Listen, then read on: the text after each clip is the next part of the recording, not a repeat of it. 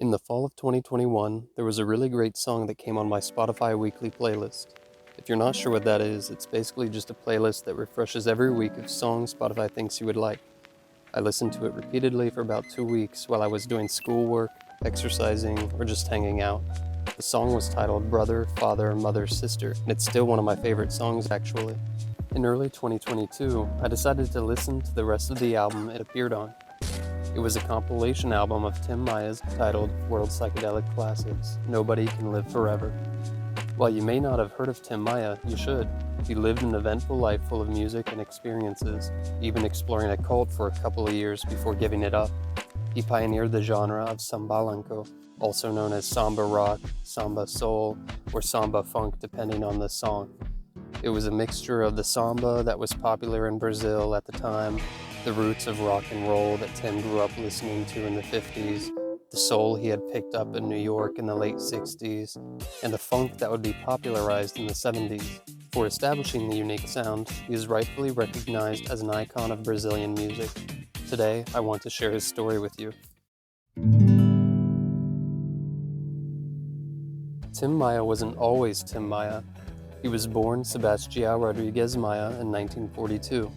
He grew up in the Tijuca neighborhood of Rio de Janeiro, Brazil, as the second youngest of 19 children, of which only 12 survived birth. He wrote music as young as 8 years old. In 1956, Tim, at 14 years old, created the group Os Tijucanos do Ritmo, or the Tijucans of Rhythm, and performed as the drummer for just a year. He worked as a delivery boy delivering meals to retirees. He began taking guitar lessons and spread his knowledge by giving guitar lessons to neighborhood friends like Roberto Carlos, who had recently moved there, Erasmo Esteves, later known as Erasmo Carlos, and Ben. These friends shared musical interest in the new genre of rock and rockabilly that had grown in popularity as they grew up, and they would each later have their own music careers as well. This collection of friends were known as the Motuso Gang, named after the street they grew up on. The Tijucanos do Ritmo did not last long, and Tim established a new group called the Sputniks, who found greater success. Members of the Sputniks included Erasmo, who was on guitar, Tim, again on drums, as well as Roberto Carlos, and other members, Edson Trindade, who has writing credits on later Tim Maia songs, Jose Roberto China, Arlanio Silva, and Wellington Oliveira. Around this time, the group was noticed by Carlos Imperial. Imperial was a Brazilian show business producer and personality. He produced music and had shows where he showcased young Brazilian talent. And after he noticed Tim, then known as Chiao, he and the Sputniks were invited on the program Club of Rock, which was sponsored by Regi Tupi. As an interesting side note, Regi Tupi was an open television network that started in 1950, and it served as the first television station in Brazil. Unfortunately, that appearance on the show would end up unraveling the group. Tim Maia found out that Roberto was trying to secure a solo spot on the radio program that Imperial hosted, and this led to an argument and a falling out.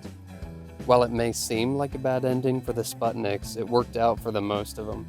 Erasmo, Edson, Arlanio, and China formed a new group called the Snakes, with Erasmo as the vocalist. Both Tim and Roberto would have solo appearances on Imperial's Club of Rock, with the Snakes accompanying both artists. Maia, when on the show, would be introduced as the Brazilian Little Richard, while Roberto Carlos was introduced as the Brazilian Elvis Presley. Unfortunately, 1959 would be a bad year for Tim Maia. Imperial's show was canceled, and Maia's father sadly passed away. At this point, Maia fulfilled a life wish of traveling to the United States by deciding to head to New York City. After saving some money, getting some funding from neighbors, and lying to immigration officers about attending school in America, he found himself at 17 in the Big Apple without knowing a bit of English. What he had, though, was a contact. There was a family friend living in Tarrytown, New York, and they agreed to host Maia until he found out what his plan was. In New York, he picked up English, worked a variety of jobs, again as a delivery boy, though this time it was pizza. He also worked as a cook, a janitor at an asylum, as well as a snow shoveler. Because Chiao wasn't really a name that Americans were accustomed to, he went by Jimmy, and later, what would become known as his most popular name, Tim. he continued his exploration of music as well as joining a vocal group called The Ideals, where Maia wrote New Love with them, which would later be re-recorded by him for a later solo album in the 70s. Maia was serious about The Ideals' New Love to the point he was able to convince established musicians, drummer Milton Banana and bassist Don Payne, to get on the recording. While he was working hard furthering his career in the US, he would admit he was also playing hard in the States. He would say in a later interview that, "I took my course in malandragem and drugs in the US. I learned everything fast there because everyone snorts, smokes pot, screws, drinks booze, and pops pills. This mixture of illicit usage and propensity to make money by any means necessary, including petty theft, landed him in an American prison for 6 months when he was detained after he and some friends were found in a stolen car and in possession of marijuana in Daytona Beach. He had been arrested before, and unfortunately, the Ideals would not bail him out again, and in 1963, after his half-year in prison, he would be deported back to Brazil.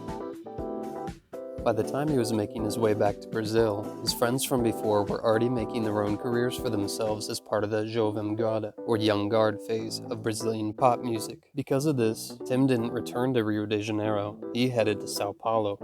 He repeatedly tried to contact Roberto and Erasmo, who had become a strong songwriting duo during his time in America. He believed they owed him an opportunity, and after multiple attempts, he was able to talk to Roberto and played a demo of his. Roberto set Maia up with his producer, and his first single was released in 1968. Though Maia had gotten his chance in the recording booth, it wasn't all he had hoped it would be. Maia wanted to record the soul sounds he had learned in Tarrytown with the Ideals, but the Brazilian session players normally played sambas or pop rock. They weren't able to deliver the soul that Maia needed for his songs. Maia did commit to a few more attempts that didn't work out. Soul just wasn't popular yet in Brazil. While Maia figuratively waited for his spotlight, he continued his lifestyle established in New York by practicing music, experimenting with drugs, and meeting other musicians. Brazil was a lot different politically in the early 60s compared to today. They elected João Goulart, and he took office as the 24th president of Brazil in 1961. On April 1st, 1964, a coup d'etat took place by the Brazilian armed forces. Oh, well wait, this doesn't seem as different as I thought. Well, one difference was that this coup was actually successful. This military dictatorship would last 21 years and unfortunately had full support of the United States government, who decided to overlook the censorship, persecution, and human rights violations committed by this new right-wing government. For many reasons, and the dictatorship being one, a counterculture emerged. The Tropicalia movement was in full swing in Brazil in the late 60s. Its carefree, tolerable, and experimental attitudes were in opposition to the dictatorship. Tropicalia affected many art forms, including music, film, theater, and poetry, and was characterized as the combination of Brazilian tradition with foreign styles. A main tenet was art for art's sake instead of mass appeal or marketability. In terms of the music, the Tropicalia genre is considered the combination of Brazilian and African rhythms with British and American psychedelia and pop rock. If you're interested in listening to Tropicalia, a collective of the movement's artists created an album together that translates to Tropicalia, Bread and Circuses, and exists as the perfect starting point. That album was released in 1968 as a sort of manifesto for the movement.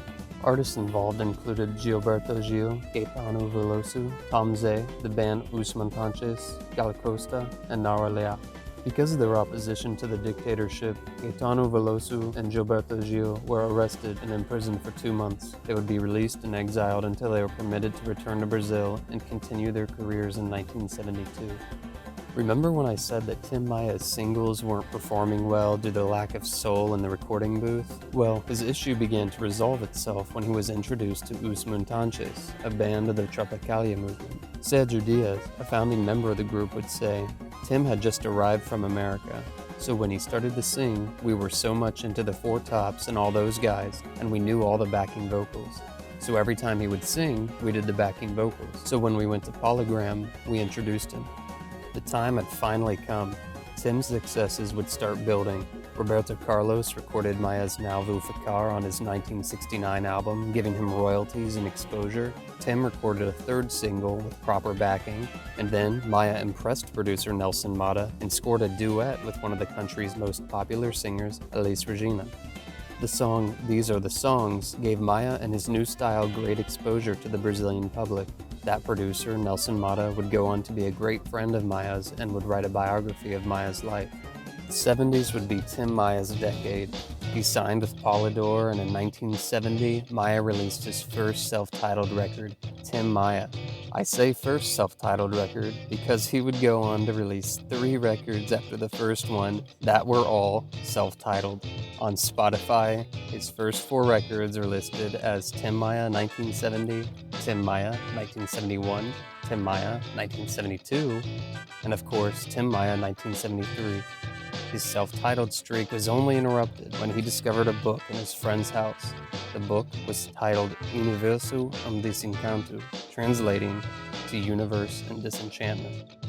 This was the beginning of a new stage in Tim's career. Maia had become sensational and was ready to release a double album. RCA was willing, although they knew he could be a liability due to his spontaneity and drug abuse. Maia signed with them, but their concerns weren't misplaced. He was visiting a friend's house while using mescaline, a psychoactive drug similar to LSD found in peyote cacti.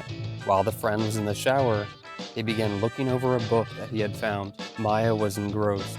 This book would inspire Maia to rewrite all the lyrics for the almost completed upcoming double LP to spread the true origin of humanity and promote the cult of rational culture. That double LP would be titled Racional, Volume 1 and 2. The cult of rational culture still exists today. According to their site, rational culture, and I quote, is the origin of the human being, where we came from, how and why, and the return to their origin, how man will come back to their natural state of pure, clean, and perfect being, rational. All of this through the message of the superior rational, an extraterrestrial being, published on the books Universe and Disenchantment. While appearing like a really superficial and just new age Scientology type of cult, there's actually a lot more to this. The Universe and Disenchantment book is the first of a long series of works by Manuel Jacinto Coelho, who is also known as the Superior Rational, as far as I understand it. There are apparently about 1,000 volumes that span from his initial writing in 1935 and only ended shortly before his death in 1990. These writings involved an incredible range of topics, including astrophysics, anthropology, ethics, theology, etymology, justice, as well as the writing on unknown topics such as the rational world and rational energies. He received awards for these works too.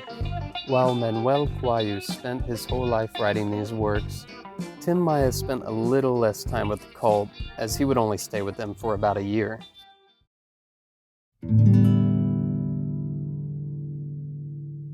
Alright, so that's it for the first part of the life of Tim Maia. I forgot to say earlier, and I'm not sure how I did, but I actually requested a free copy of Universe and Disenchantment, and I didn't even really expect to get a response or anything. But like a week after that, I did get a confirmation email. They said that it was being sent and to reach back if I had any more questions. So it arrived while I was editing today. And so this is probably the very first unboxing of Universe and Disenchantment ever. So here it is.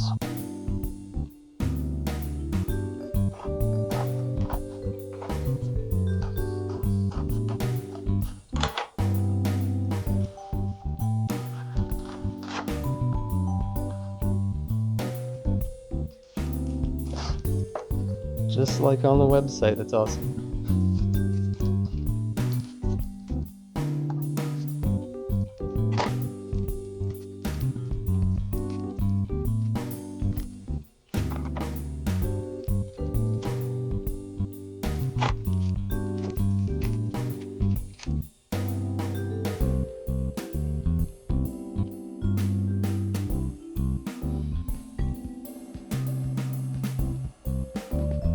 Part 2 will be coming soon.